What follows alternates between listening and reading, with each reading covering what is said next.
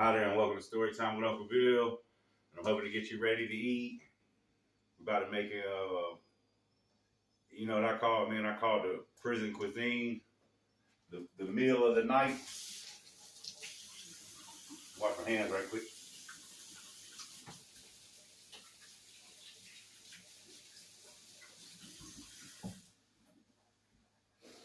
So if you don't know, I spent 5 years in federal prison for marijuana.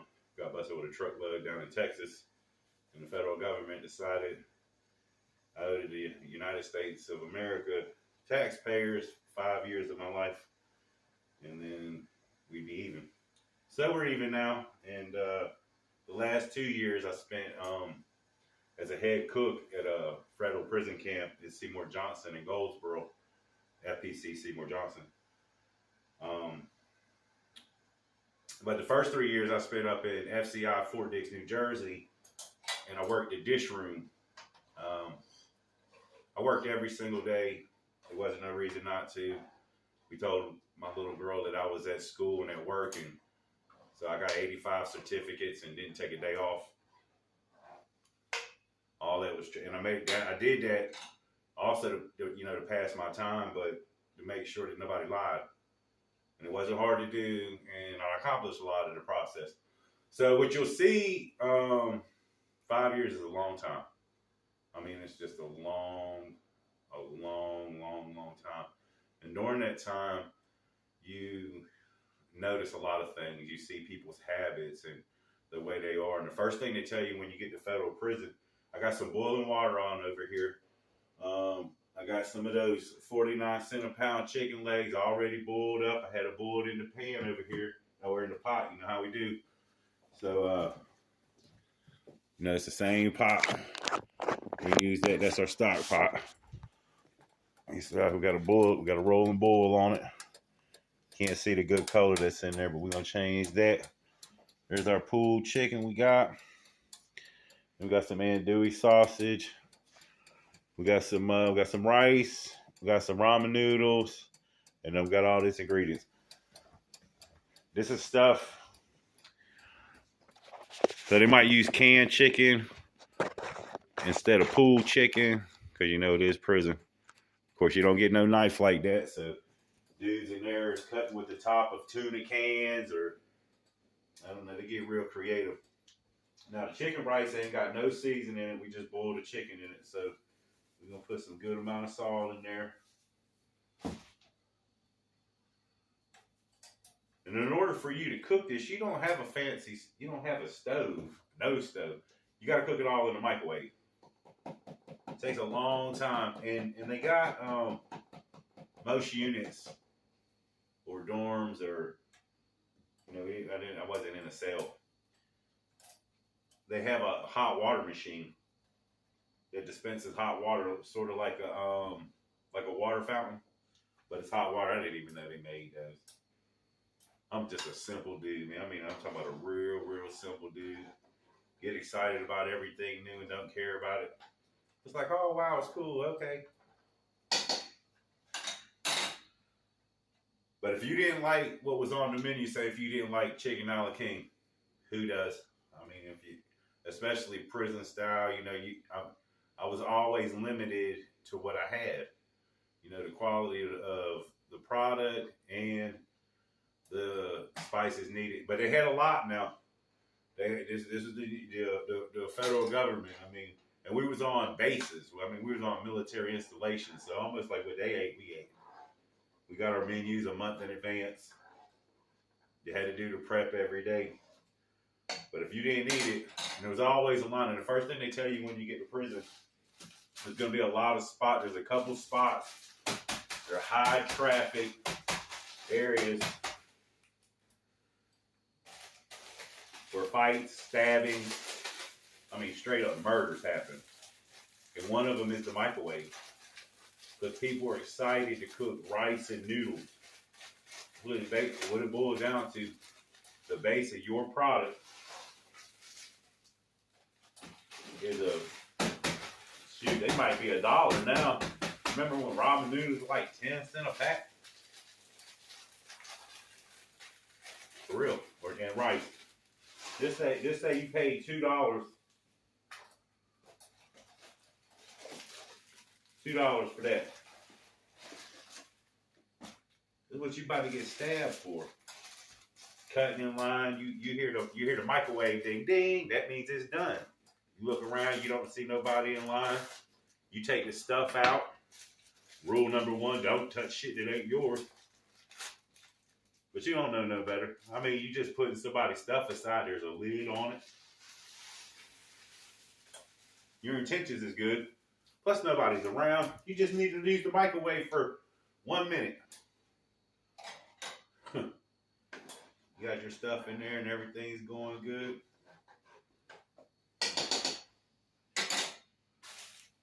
You might even get your stuff done. Bing! Yo, homie. You take my shit out of the microwave? The best thing you can do. I mean, the absolute best thing you can do at that point. Giving you good advice. I hope you never get in trouble and have to face this situation. Is to start apologizing like a motherfucker. Excuse my language. I hope. I mean, really. I mean, because it's life and death. It could be that serious. Doesn't mean it's not to you. A lot of people get that confusing. Oh, well, I'll just say I'm sorry. Not. You past the point. And it comes down to perspective. That's what everything comes down to. How somebody sees something.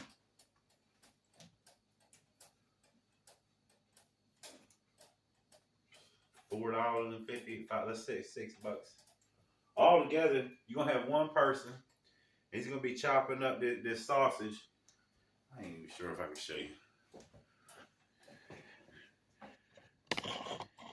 Chopping up sausage and vegetables. Can't really cook for more than 10 people because you only got so big a bowl. You know what I mean? You just make some big cuts to get that shape out of there. I had seen a lot, man. I never used the microwave because they had hot water. And the only thing I ever really made that I needed be heated up was a ramen noodle soup. And they had the hot water machine, so I never had to use the microwave. People ask, oh, you cook all the time? Did you cook in prison? Yeah, for all the inmates. I didn't have to cook for myself. Now, what I used to, I bring you food. Your boys, listen, people, I'll be straight up. The inmates will tell you and the guards will tell you, because I had to do a lot of hours. I stole a lot of stuff from federal kitchens. I mean, straight up.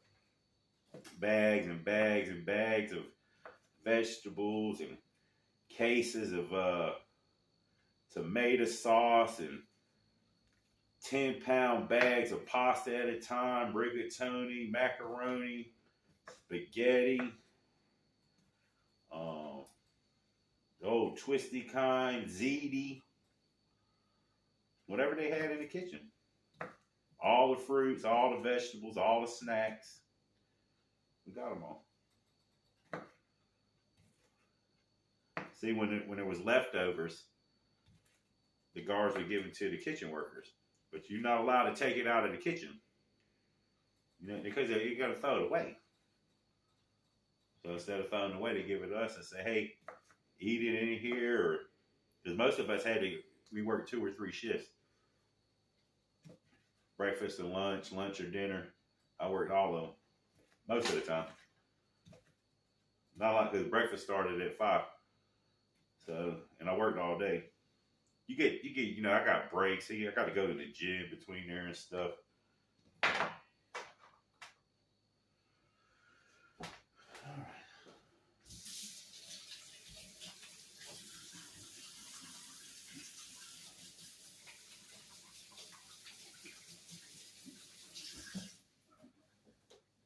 So the microwave for me, no, didn't have to, didn't need to.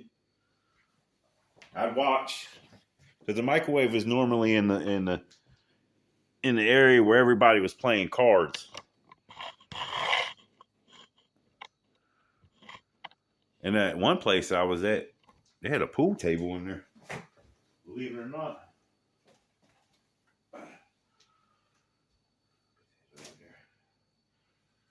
Yep.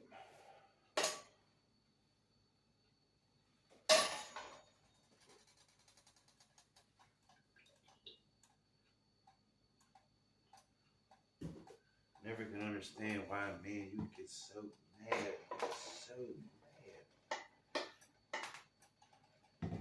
So mad that it's actually, when you walk through the door of the prison, the microwave, the phone, the cafeteria line, the commissary line. Basically anywhere where people are coming together, where money or family is involved. Which makes good sense. And so you wouldn't get no nice frying pan like this to fry this stuff up. But you'd be surprised how, I mean, people make really good stuff out of the microwave. And maybe we'll do a little series on that. But the objective is to not get you to go.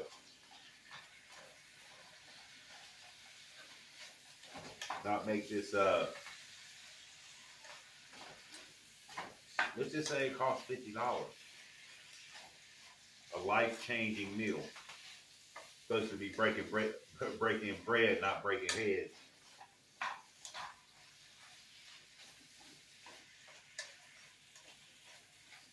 In that last place, in the first place I was at, there was plenty of people doing life in there. And there's two different kind of people that do life. One who's have accepted it, and they're just going about their time and their day, living their life, just like they was out in the free world. And those that are about to be spending most of the rest of their life in solitary confinement, because they're trying to cause as much havoc as they can. And you got to watch those people, because havoc as they can is adding you as a body list.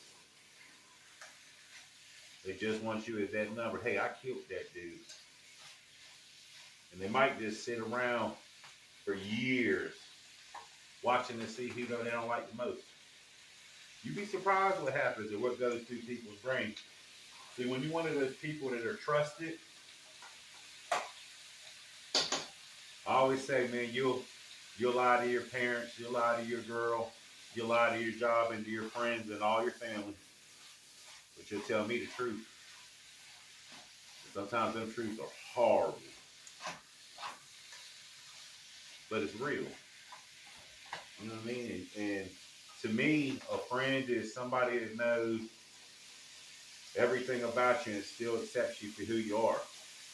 Now, that don't mean, and you're not lying. It's a shame, but I always ask people, man, we could be friends forever, and I'll do more for you than anybody in your whole life, and I've known you the shortest. Just don't lie to me. Let me be able to make my opinion about you based upon you and you telling me the truth. Because no matter what you got, what you hold, or what you need to lie, you don't have to lie to me. You just done it. And there's been a million times I wish they did. But there's been a billion times that they have. Is that a real friend then? Is somebody that could just look at you all the time and lie right to your face like nothing? Even have the nerve to bring the lies up back around.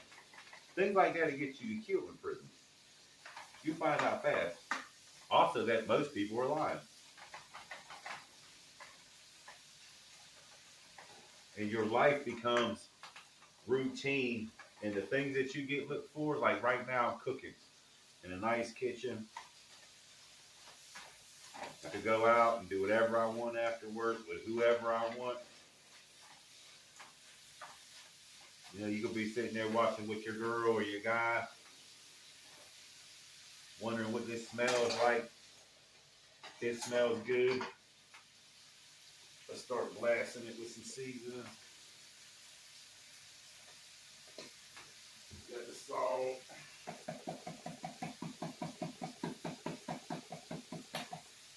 Got the pepper. I don't use those thingy like that. It don't come out a lot.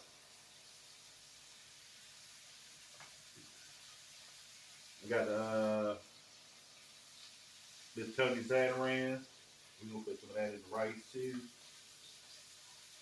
A lot of it. Got some nature seasoning. Oh yeah. Can't have anything bland. The adobo. Everybody got a thing of this. Man, I don't have no the Goya.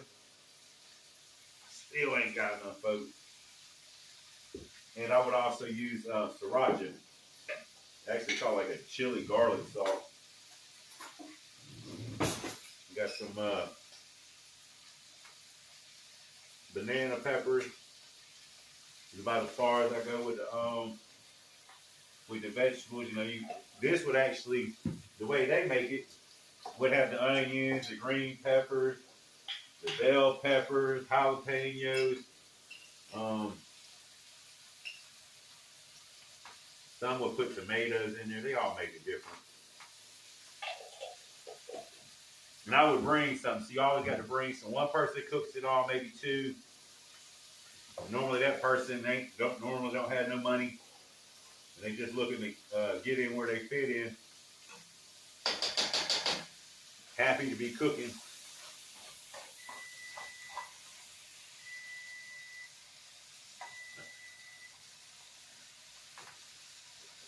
I tell you what, ain't many times I set a timer. I forgot what the timer was.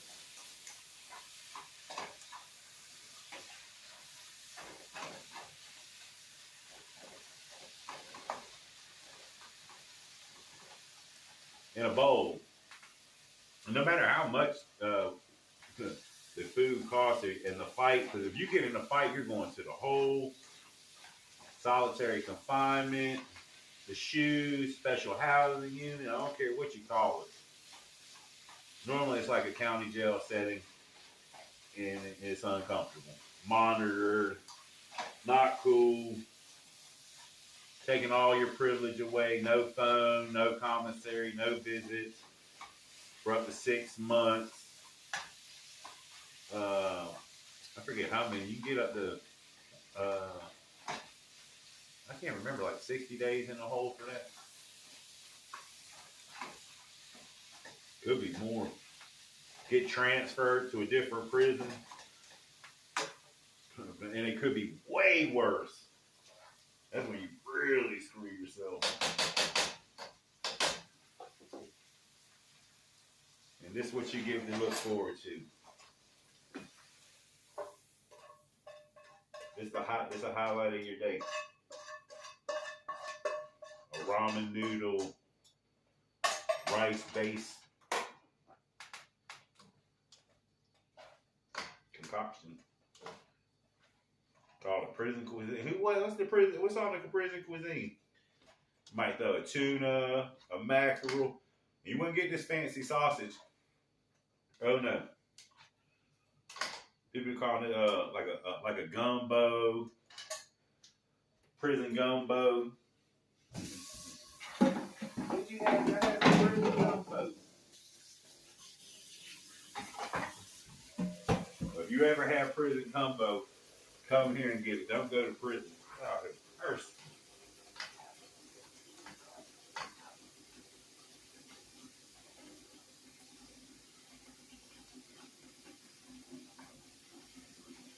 Man, I missed that orange that saison. Need it. So I already know there ain't enough seasoning in it, so we're gonna season it some more.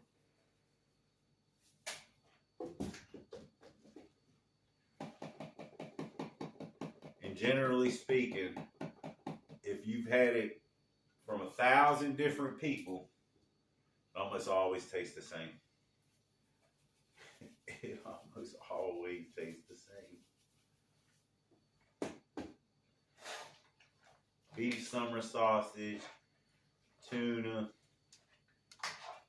either chicken out of a can, and see, they only serve leg quarters, so it's going to be the same thing. And the crazy thing is, I stole it. So if I had you would buy a piece of baked or fried chicken for $1 and a raw piece of chicken for $1.50 a piece. And the case was 40 pounds. And, it come in a square in a lift box. And me and my man Murph, shout out to you, Murph. Murph was a short, stocky, black dude, bald-headed dude from New Jersey. Cool dude, man. He even tried to escape one time. Not from this prison, from a state prison, and had a gnarly scar where the barbed wire, the Constantine wire, he had got caught up in there. Made it over the prison and almost died. He got caught because he almost died.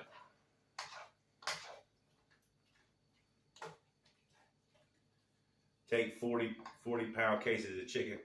So the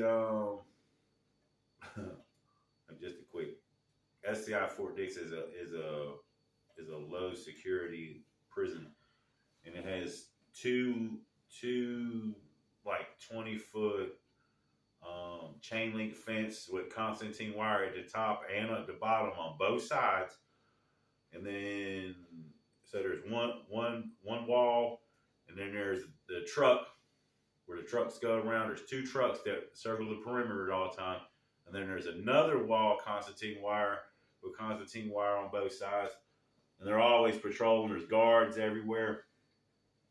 There's always inmates walking back and forth.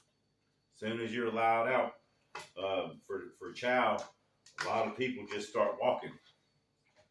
And they may walk the whole rest of the night from 5:30 to 8, 9 o'clock at night, just walk the roads. And there'll be different kind of groups and different ethnicities, if I'm saying it right. There might be 10 Africans from Africa, 10 Japanese, 10 Chinese, 10 Jewish, 10 Italians, 10 Mexicans, 10 Colombians. SCI Fort Dix, you can look it up. It's the largest, used to be anyway, the largest federal prison in the United States. And it had like 37 nationalities. It was incredible how many different groups of people, and there was groups of them. It wasn't like 5 or 6 people from Africa. There was like 100, and most of them were like from Zimbabwe or Zaire, and they all spoke the same language. And then you had the Japanese. There wasn't 5 or 6 of them. There might have been 300, and same thing with all these different countries. So it was cool. It was a lot to learn. And I was 22 when I got there. So what would happen, we would get, and we wouldn't do it, everybody did it. Wait for the guards, either, we would put them in with the chicken now, we had to put it in the trash can. And you just had to get lucky. And everything had to line up. And then one of those groups would just hold you in the middle of them. So you just get in the middle and you got 10 people making a wall around you, so it don't matter who's looking. They're not seeing.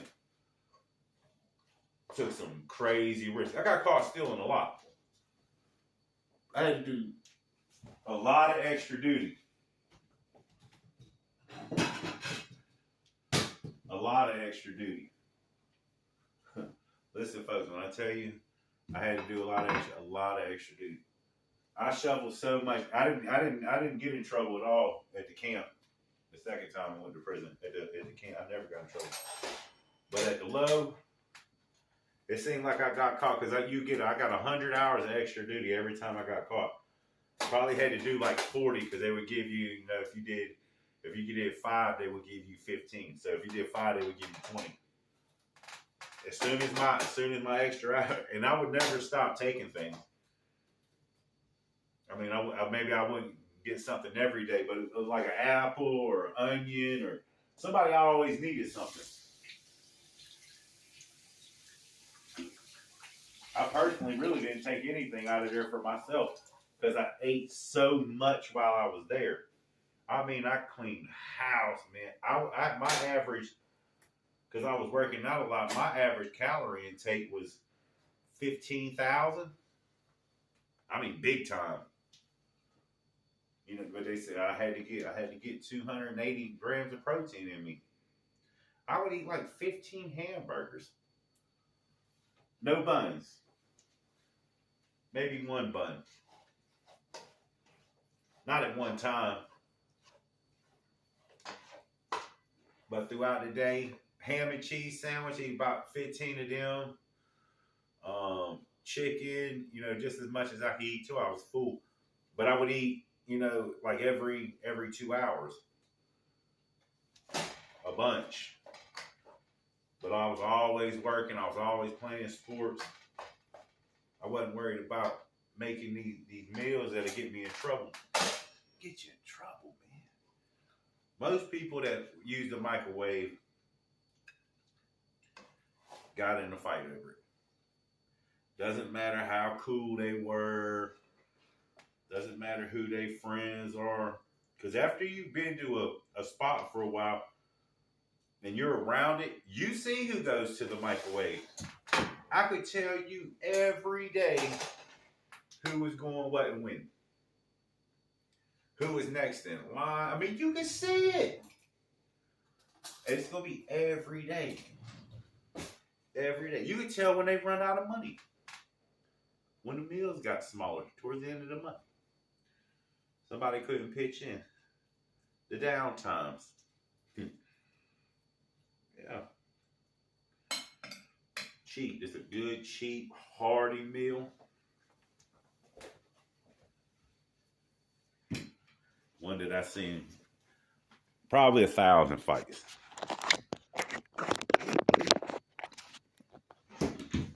Ironically, though, I've never seen a stabbing from it. There we go. Old prison cuisine, the rice, ramen noodle, chicken and sausage meal. If that ain't got you ready to eat nothing, Will, that's probably like 89 cents worth of food back in the day. Right now, it's probably $50.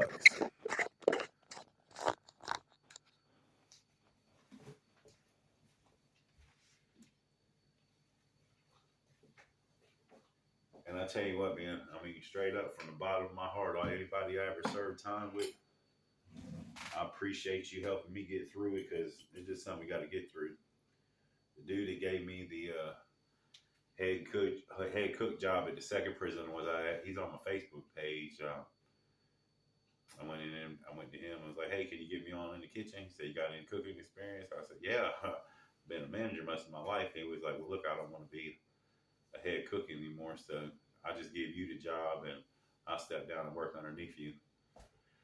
And he would end up helping me a lot through the next 2 years. He'd be real instrumental in one of my biggest stories because it could have got pretty bad. Murph got me and Murph. Can't even tell you how much food we ran up and down Fort Dix. I don't even know if he ever got caught. Let's try this out.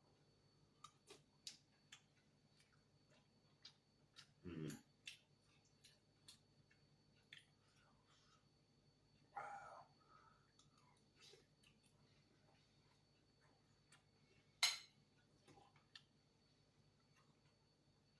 This is way better when you're free. Damn, this is really good though.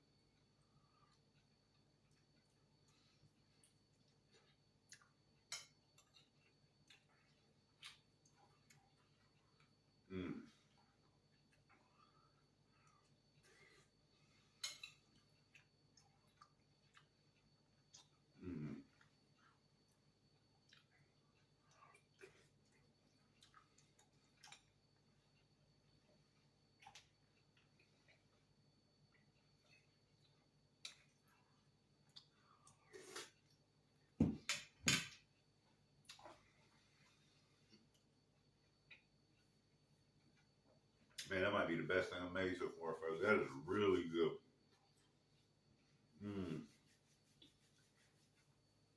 sure wish I could share it with you.